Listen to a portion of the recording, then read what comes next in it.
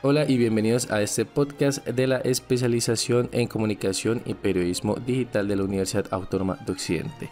En esta ocasión tenemos como tema del día la ciberseguridad enfocada a el robo de identidad en línea. No solamente pues hablar de otros fenómenos como el phishing y la suplantación de identidad, sino también para empezar a concientizar un poquito de este tema que, como ya veremos, no solamente es algo que se aplica a grandes empresas, sino que pues digamos que hay varios tips o recomendaciones que una persona natural puede tener. Para eso tenemos a nuestro invitado del día de hoy, Simón Zuluaga. ¿Cómo te encuentras, Simón?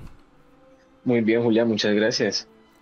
Bueno, Simón, para los que no te conozcan, me gustaría como este pedacito dedicarlo al invitado para que hable un poco de sí, hablar un poco en tus campos de conocimiento y bueno, digamos que tenga la oportunidad antes de hablar del tema, conocer un poco más del invitado.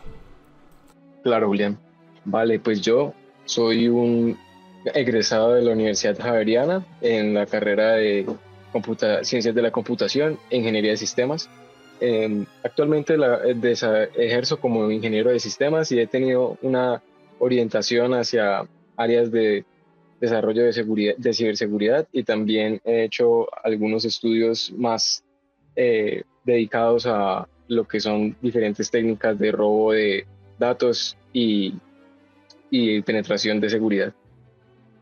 Ok, pues empezando por ese tema, me gustaría que se hablara como un poquito acerca de ese tipo de... Ay, me gustaría como comenzar por ese tema del hacking porque digamos que se asocia mucho pues como a precisamente a ese tema pues como muy técnico acerca de la capacidad que tiene el hacker de lograr desbloquear ciertos procesos, pero precisamente fuera de micrófonos hablamos de un concepto que se hablaba pues de la ingeniería social, que enfatiza mucho más en que es un eslabón muy importante de la seguridad de sistemas informáticos, pero que está enfocado a las personas, no tanto como a los procesos técnicos, sino más bien como a la manera en que las personas intentan a través de como artimañas sociales convencer a empleados o personas naturales de que le den acceso a ciertos sistemas restringidos. Me gustaría como arrancar con eso y de pronto cuál es como tu take acerca de ese tema de la ingeniería social. Por supuesto. Bueno, primero que todo, hay una preconcepción al respecto del hacking y es, como decías, esa parte tan técnica, tan de la imagen que se tiene de la persona en una sala oscura escribiendo en un computador con letras verdes, y se deja muy de lado también toda toda la gran operación que puede haber en otras áreas diferentes a lo que es la ingeniería de software, por ejemplo. Se, Gran parte es la parte de ingeniería social, cómo se abordan diferentes organizaciones o individuos con muchas técnicas diferentes para precisamente, al igual que en el hacking, pasar desapercibido para obtener una información que, a la cual no se tiene permiso. Ese es como el, la clave, que los hackers no solamente son personas muy técnicas, sino que son personas que a través de diferentes dominios de habilidades logran evadir seguridad en nuestra sociedad para hacerse con diferente data. Casi siempre termina siendo específicamente robo de información para diferentes fines. Y entre estos, pues está la que mencionábamos de la identidad, que se presta también para desarrollarlo en otros tipos de robo. Exactamente, precisamente ese punto me parece súper interesante y digamos que una de las referencias que usé, bueno, y que nuestros compañeros usaron para la investigación fue un libro escrito por Kevin Mitnick que se llama El hacker más buscado del mundo, no sé si lo conoces. Sí, sí, claro, la leyenda de Kane. Él es un gran hacker, sí, que muestra cómo se complementan, cómo los mejores hackers se complementan más que con sus habilidades técnicas, con una variedad increíble de sorpresas. Siempre salen con unos planes, herramientas, y a veces hasta historias con suerte para hacerse con pues, esas informaciones. Claro, porque digamos que para los que no tienen contexto, es como uno de los hackers más famosos que en los 90 se inició pues como a entrar en estos sistemas de empresas muy grandes y digamos que fue como esos primeros hackers en ser criminalizados a una gran escala, pues yo creo que ese caso es sobre todo muy importante porque abre un debate sobre la ética del hacking y la necesidad de leyes más estrictas en ciberseguridad. Creo que es un precedente importante porque él después de que cumple su condena se vuelve consultor incluso, entonces digamos que habla mucho de las capacidades que tiene para que después ser procesado y buscado por el FBI, empresas todavía te quieran seguir como reclutando, ¿no? Pero digamos que una de las lecciones clave que se encuentra ahí es la importancia de la conciencia en seguridad, o sea, porque ya que él, gracias a precisamente a la ingeniería social, demuestra que puede ser más efectiva, incluso más que el hacking técnico, lo que subraya una necesidad de educar a los empleados sobre seguridad, pero no solamente ya siento que esa afirmación aplica para empleados, sino para personas naturales. ¿Cómo crees, Simón, que se hace como esta afirmación ya un poquito más real, no solamente a gran escala, sino a una escala de una persona natural? Totalmente. Pues yo creo que lo primero es entender el valor de la información, a aprender a ver cuánto vale la información que uno puede perder y por qué lo buscan estas personas, porque pues se sabe que generan millones de dólares con estas hazañas.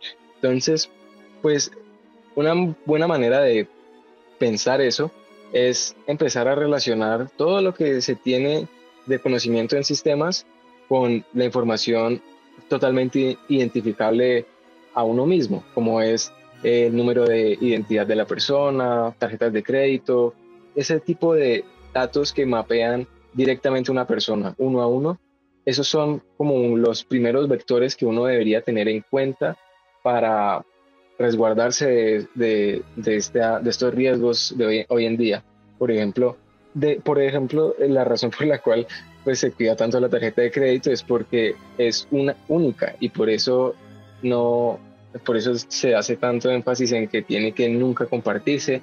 Pero entonces cuando ya se separa de la inmediatez del dinero que representa la tarjeta y le ponen, por ejemplo, a las personas su correo electrónico, que también es uno a uno, pues simplemente no despierta esa sensación de riesgo cuando lo comparten. La gente a veces da su email muy a absolutamente cualquier persona y no toman en cuenta cómo esto puede combinarse con otros datos que también dan de manera desprevenida y se pueden convertir en una herramienta de vulnerabilidad en su seguridad personal.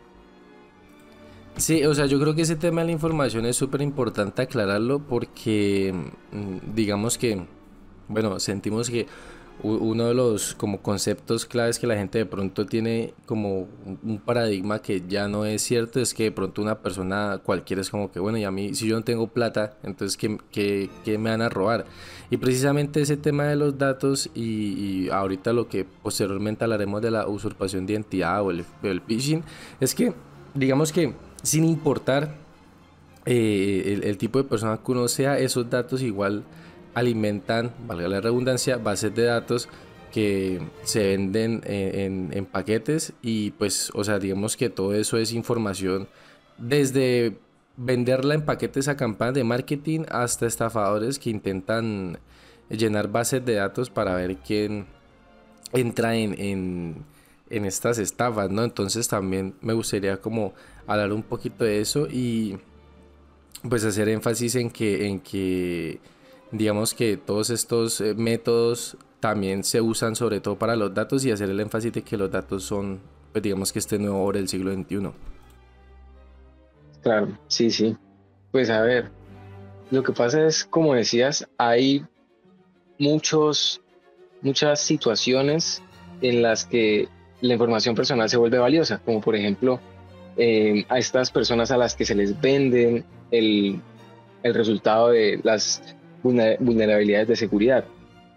Por ejemplo, entre estas organizaciones, a veces están muchas organizaciones telefónicas y uno dice, bueno, pues, ¿de qué le puede servir a una organización telefónica tener mi número si pues mm, eso no hace la gran diferencia? Podrían marcarme y ya.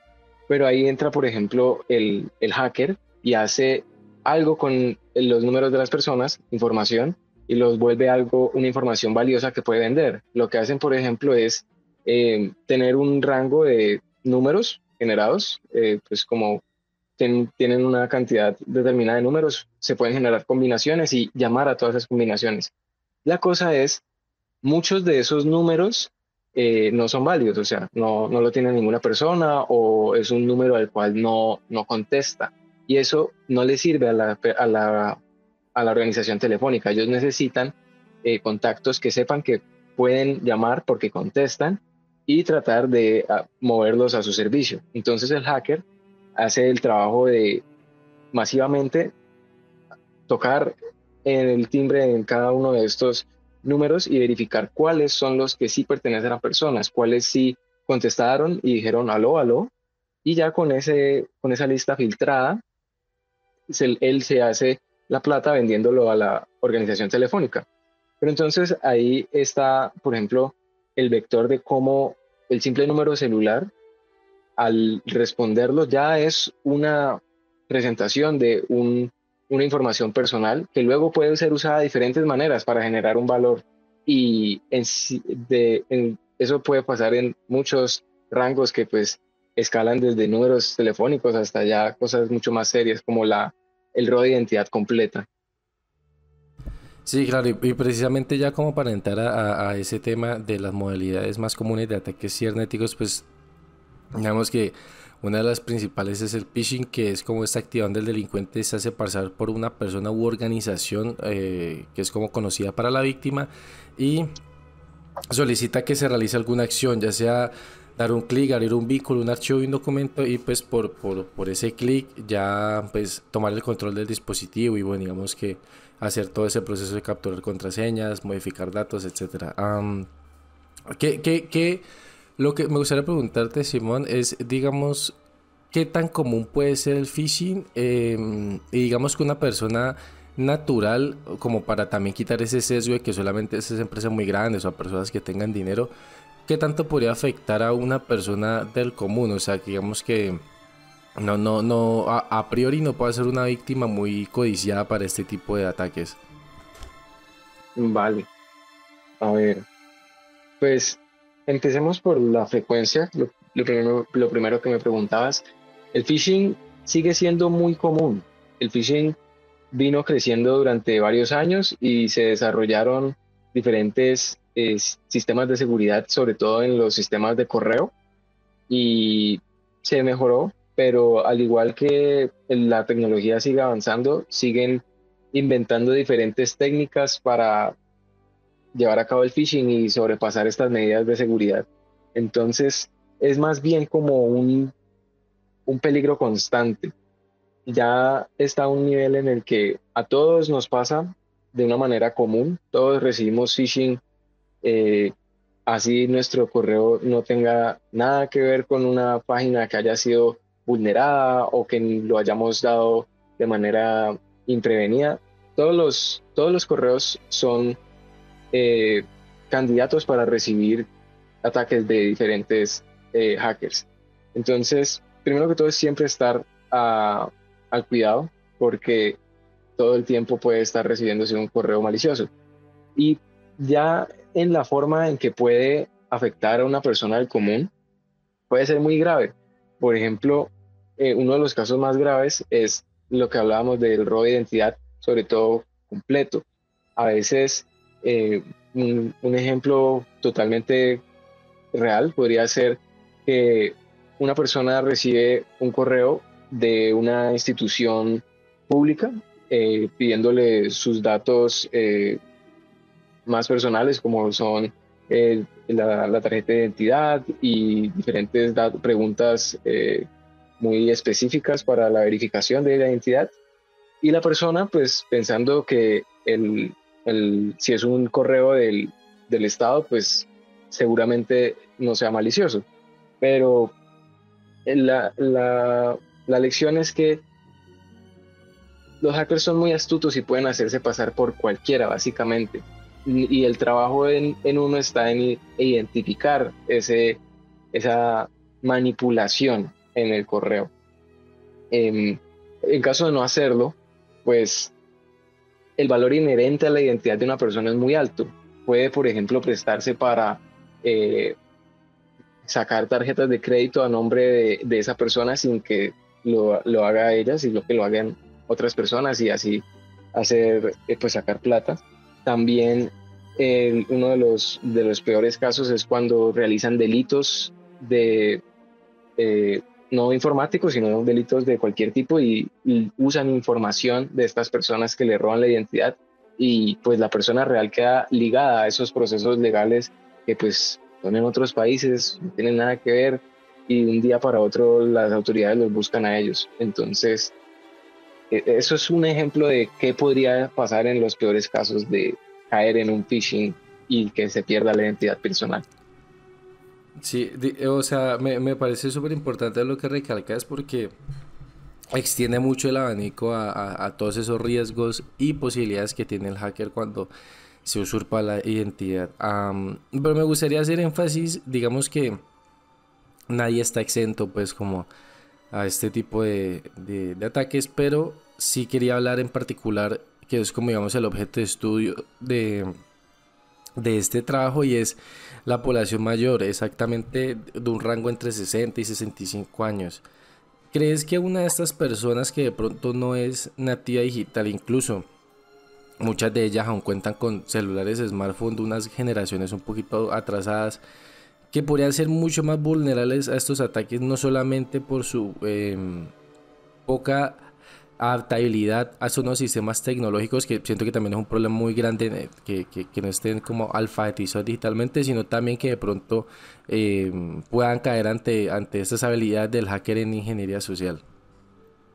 Claro, eso es un punto muy, muy valioso, sobre todo porque es verdad que son una población altamente buscada para realizar estos ataques, precisamente como dices, son de los que más caen. Pero entonces, a ver, yo opino que dentro del phishing sí se puede crear una cultura de seguridad aún en esta población, porque el mayor vector de ataque en el phishing es el correo. Y esta es una tecnología que es de las más simples que tenemos actualmente dentro del espacio digital. Y pues lo que yo recomendaría es, primero que todo, enseñarles cómo leer toda la información de un correo. Cuando se abre un correo, por ejemplo, en los smartphones, pues el, el correo de quien envía el mensaje no está desplegado eh, del todo cuando uno lo abre por primera vez. Toca darle en una flechita, pero esa flechita es la que no conocen la población ya mayor. Entonces, pues primero eso, enseñarles un poco a utilizar su aplicación de correo y poder ver toda la información que contiene un mensaje. Y ya en ese punto, darles una instrucción sobre cómo sospechar y tal vez llevarlo a un punto de tener un poco de miedo, por decirlo así, que si sospechan, así sea un poco, pregunten. También que se apoyen mucho en sus familiares que sí conozcan más del tema y también si tienen la capacidad de ellos de navegar el Internet, lo utilicen para verificar sus sospechas o negarlas.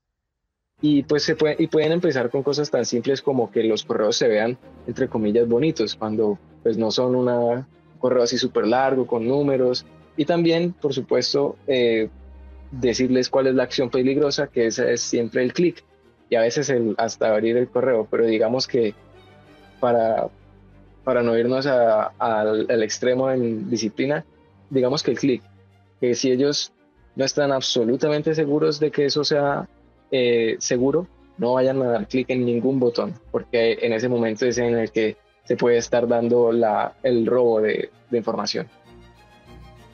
Sí, pues yo creo que ese tema del apoyo a esta población es súper importante porque también siento que se ha creado como esta barrera entre esas personas y entre, digamos, la tecnología en el sentido pues de que, bueno, digamos que relacionándolo a temas de inteligencia artificial, digamos que en esta carrera tan errática que están teniendo pues, las grandes corporaciones para diseñar como el algoritmo perfecto, por así decirlo, se deja atrás muchas de esas personas que todavía tienen derecho a tener una vida normal, tranquila, y digamos que esos procesos y estos procesos, sobre todo estos que automatizan mucho el día a día de esas personas, pues es algo que los afecta bastante.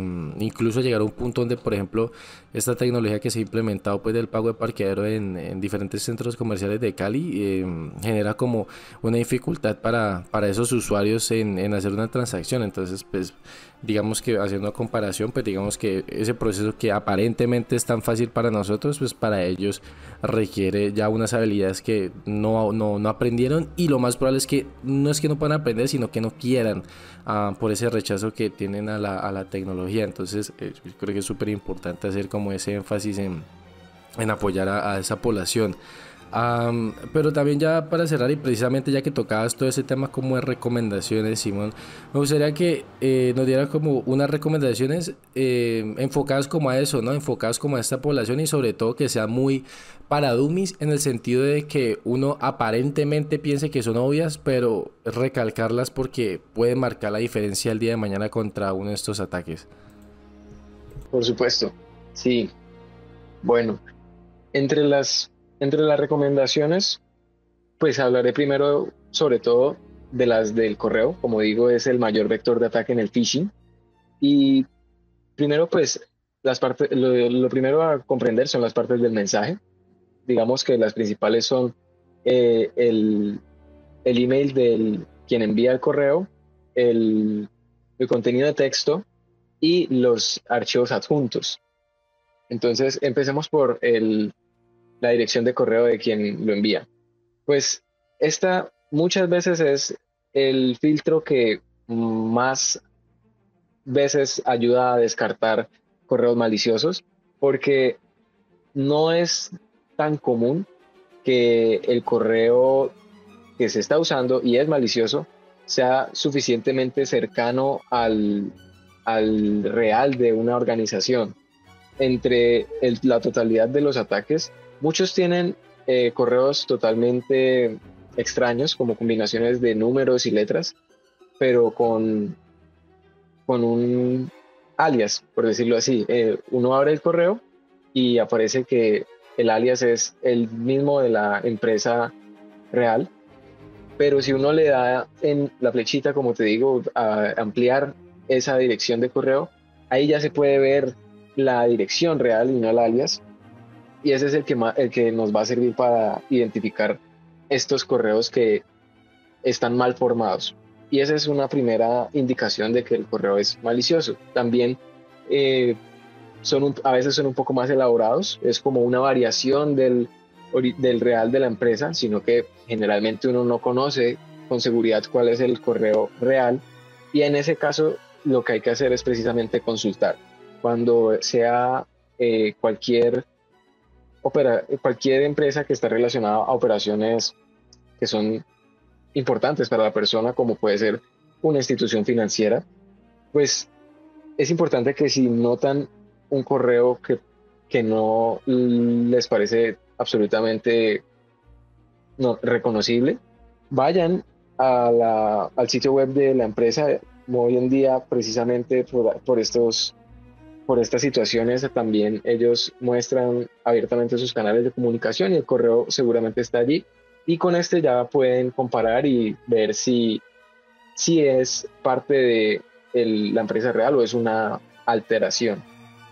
En, Esto sería por parte de la dirección de correo. No sé si quieres que hablemos de también las otras dos partes, el mensaje y los archivos adjuntos. Sí, sí, claro, porque es que, o sea, siento que en ese espectro, y digamos que uno de los estudios que más hicimos énfasis para hacer este proyecto es que hace un tiempo, digamos que Infobae publicó un artículo que relacionaba como que los adultos mayores son las principales víctimas de los ciberdelincuentes, y que el porcentaje fue en México, ¿no? Y digamos que el porcentaje más grande era el fraude con un 52%, y seguía el acoso cibernético, extorsión con 19%, y la suplantación de identidad con el 10%. Entonces digamos que entre fraude y suplantación de identidad hay un 62%, y como ya vimos se extiende no solamente a correo sino hasta el WhatsApp, que digamos que es uno de los medios que más se puede más usa esta población. Entonces sería como súper valioso que también hicieras como el énfasis ahí.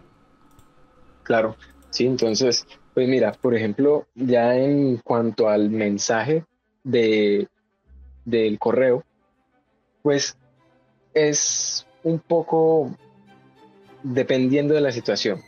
Digamos que el mensaje no nos va a ayudar a confirmar que el correo es legítimo, porque en cuanto a la frase, pues las palabras que deciden usar en el mensaje pueden describir una situación, mejor dicho, muchas veces lo que hacen es coger un correo real de la empresa y utilizar el mismo mensaje. Entonces, como te decía, no nos sirve para decir que un correo es legítimo, pero sí